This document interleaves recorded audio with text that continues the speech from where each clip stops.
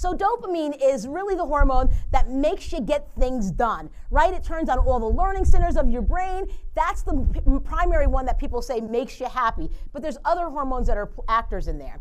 Now, one thing I will warn you about dopamine, it is very addictive, right? You know, when people do cocaine and things like that, right, they get an initial high from dopamine when they do the cocaine the first time. But why do people get addicted? Because they want to try it again and again and again. When you artificially create these hormones to go on, you never get the same high. So they're chasing that initial high that they never get. But when you do it naturally, you can get it again and again. But it is addictive, just like the cocaine. So when I tell you that, I'll tell you some of the things that drive that. When you look at things like your cell phone, right? How many people take their cell phone to bed with them, right? If you left your cell phone at home, would you go back and get it? By a show of hands, how many would?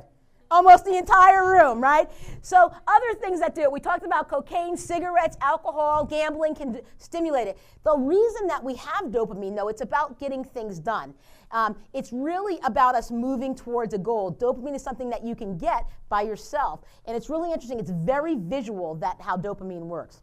So Dr. King was a real one who understood the value of people really seeing things. Now, he didn't have a PowerPoint presentation, right, when he did the, not I have a plan speech, but I have a what?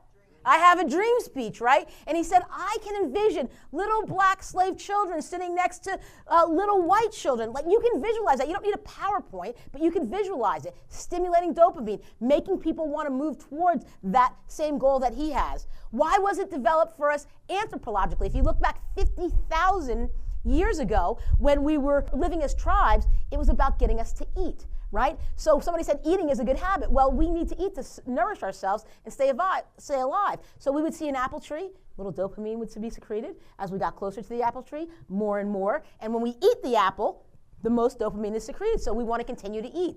So that's what dopamine's about.